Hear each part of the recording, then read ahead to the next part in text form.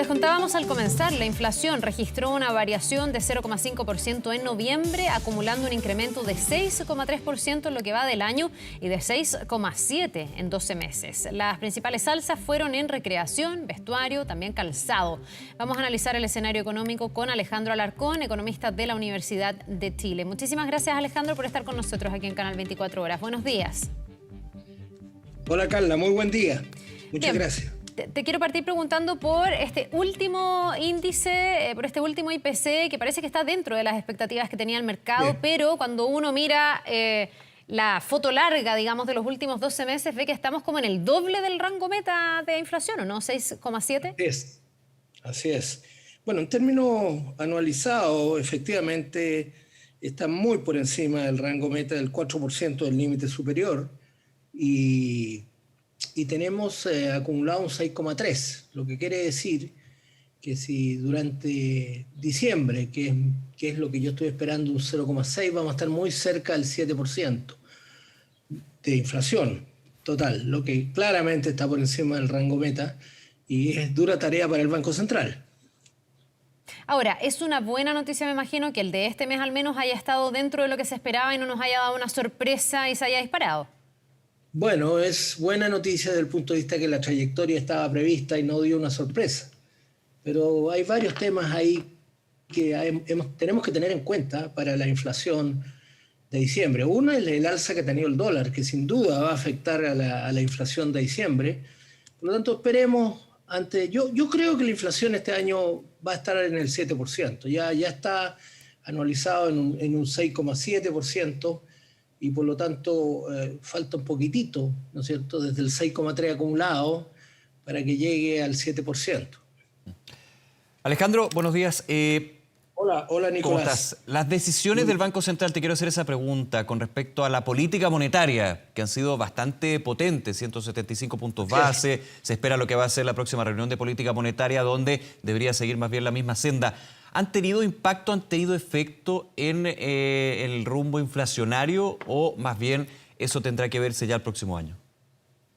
Bueno, yo creo que es conocido que el impacto de las tasas de interés es con un rezago.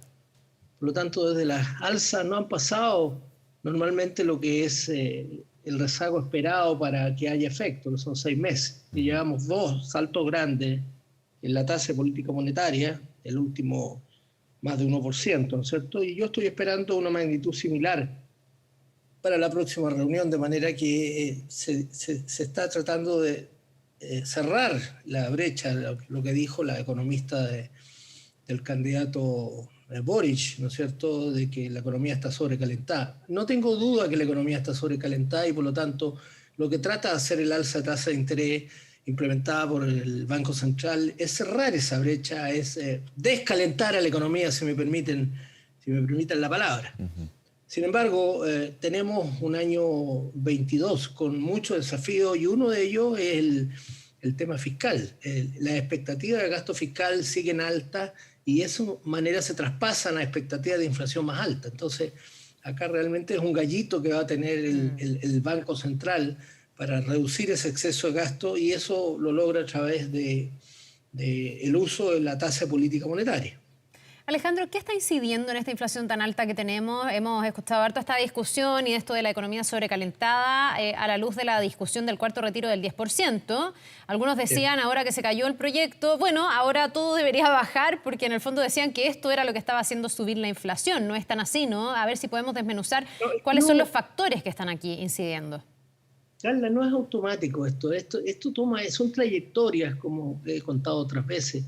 Son trayectorias, entonces evidentemente la economía está sobrecalentada, eso no me cabe duda, porque es cosa de ir a ver las ventas, ¿no es cierto?, el comercio y otras manifestaciones, otras variables, para darse cuenta que la economía está bastante sobrecalentada. Incluso eso fue directamente desde el Chile Day, cuando Griffith Jones, ¿no es cierto?, la doctora Griffith Jones, dijo que ella no estaba de acuerdo con un cuarto retiro, y aludió directamente al calentamiento de la economía. O sea, el calentamiento no desaparece por arte de magia, es un proceso continuo que el Banco Central va a ir implementando a través de alzas sucesivas la tasa de interés, pero queda todavía el gasto fiscal.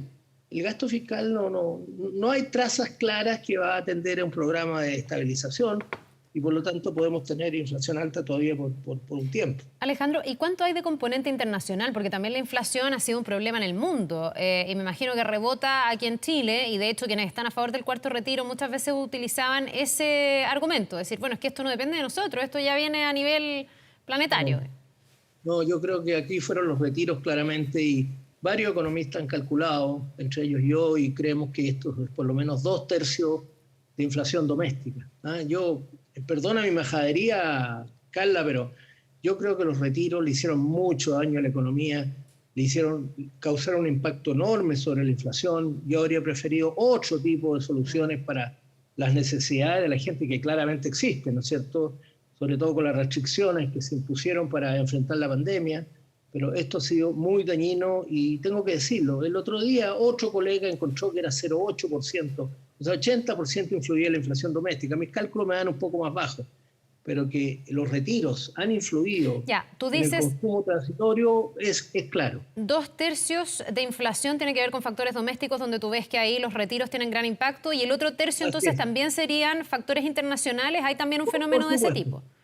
Por supuesto, porque hay un fenómeno internacional que tiene que ver con la vuelta a la producción, ¿no es cierto? Después de que los países han ido dejando atrás la pandemia. No sabemos bien cómo va a ser esa trayectoria ahora que apareció el Omicron. Ahí hay incertidumbre, pero los últimos índices, por ejemplo, de Estados Unidos señalan que hay recuperación y, sin embargo, en Estados Unidos también hay mucha preocupación por la inflación y la Reserva Federal está tomando medidas a través de alza de tasa de interés y retiro de estímulos monetarios para evitar que la inflación se empine en Estados Unidos. Ahora, tú mencionas los retiros de ahorros previsionales, Alejandro, pero también ahí, en esta mayor liquidez que existe en la economía, se debe también a las ayudas estatales, en parte importante, el IFE universal. Y quiero hacerte una pregunta ahí. ¿Qué significaría y qué efecto podría tener que se vaya retirando gradualmente este ingreso familiar de emergencia? Desde el gobierno ya se confirmó que el IFE laboral se extiende hasta marzo y que ante las solicitudes de mantener un IFE universal, esto no va a ser así. Bueno, evidentemente eso también influye, Nicolás, pero yo diría que el gran desafío que tiene la economía ya ha ocurrido en otras partes también, en otras latitudes, que cuesta, ¿no es cierto?, partir el mercado del trabajo, porque como están los subsidios, la gente prefiere los subsidios a trabajar. La eliminación del IFE universal, a contar de diciembre, va a incentivar el uso del IFE laboral, que es con contrato y que se supone, y ha funcionado con más gente trabajando. Acá es fundamental que la gente vuelva al mercado del trabajo porque de esa manera podemos garantizar una sustentabilidad. Pero sin duda, lo que tú estabas apuntando tiene que ver con la expectativa de gasto fiscal para el próximo año, que si la economía no se recupera y si en el peor de los casos entramos en otro rebote o en otro virus, ¿no es cierto?, como el Omicron, vamos a tener nuevamente un impacto sobre la gente que no tiene para el sustento. Por lo tanto, yo diría que eso hay que mirarlo con mucho cuidado. O sea, vamos a entrar en un panorama económico bien difícil, Alejandro, porque se habla de un decrecimiento, se habla de la posibilidad de una recesión técnica, no sé cuál tienes ahí tú como proyección, y al mismo tiempo hay una pérdida de poder adquisitivo de las personas cuando todo se encarece de esta manera, ¿no? Así es, eso se llama stagflation, ¿no es cierto?, que tenemos los dos fenómenos al mismo tiempo, la cercanía de una declinación económica, que yo la tengo calculada en la segunda parte del próximo año, y también inflación. Ya vimos ayer el reporte del INE respecto a la pérdida de los salarios reales solamente por la inflación. Al final uno concluye que la inflación es la piedra angular, porque eso es lo que afecta a los trabajadores. Como he dicho otras veces, los trabajadores no tienen más que su trabajo, no tienen rentas que vienen de bienes raíces, no tienen ahorros suficientes y por lo tanto la inflación es lo más importante y por eso que yo creo que el Banco Central va a poner una marca de tasa de interés más alta, sin duda. ¿Hasta dónde podría llegar la tasa de interés, Alejandro, en esa trayectoria? Bueno, es difícil decir, Nicolás. Lo que sí te puedo decir que las tasas ya son más altas en todos lados y particularmente las tasas hipotecarias, que hemos visto que han aumentado por lo menos en 30%. Eso fue impacto de los retiros, sin duda, y cuesta mucho encontrar financiamiento como los que habían hace algunos meses atrás, y sobre todo, como ha aumentado el riesgo, por lo que tú estás diciendo, es decir, no sabemos bien cuánto va a ser el impacto de la tasa de interés. Ha habido, ¿no es cierto?, un acortamiento de los plazos a que se presta. Antes podías encontrar financiamiento a 30 años y ahora encuentras con suerte a 20 años, 15, 20 años. Entonces, claramente hay un estrechamiento del mercado de capitales, que ha sido el mercado que ha recibido el impacto más importante de los famosos retiros. Alejandro, ¿cuánto debería durar este ciclo o de qué depende el cuánto dure este momento difícil de la economía? ¿Sería un 2022 y después ya el 2023 pensamos en otro pronóstico o hay otra proyección o esto podría empeorar incluso? Esa es una pregunta muy interesante, Carla. Y yo creo, con mi experiencia, que por lo menos este ciclo a la baja va a durar el año 22 y dependiendo de las reacciones que haya en la economía podemos ir al año 23. O sea, viene un periodo de vacas flacas que es claro, ¿no es cierto?, y que tenemos que asumir. Ahora, no podemos descartar nada porque no sabemos exactamente qué políticas se van a tomar. Si yo estuviera ahí y no estoy y no quiero estar, yo me preocuparía de estabilizar el exceso de gasto. Una vez estabilizado ahí, aplicar medidas que ayuden al mercado del trabajo para que la gente vuelva a trabajar normalmente y luego, ¿no es cierto?, controlar la inflación que le corresponde al Banco Central. Eso es lo que yo creo, y eso toma, en mi opinión, por lo menos todo el año 22 y parte del 23. Bien, pues a prepararse entonces, hay que estar atentos a todas estas cifras que nos van dando cuenta de una realidad más difícil, más cuesta arriba para las familias. Alejandro Alarcón, economista de la Universidad de Chile, muchísimas gracias por habernos acompañado una vez más aquí en Canal 24 Horas. Que te vaya muy bien. Gracias, Carla, y gracias, Nicolás. Muchas gracias. Gracias, Alejandro. Nos vemos.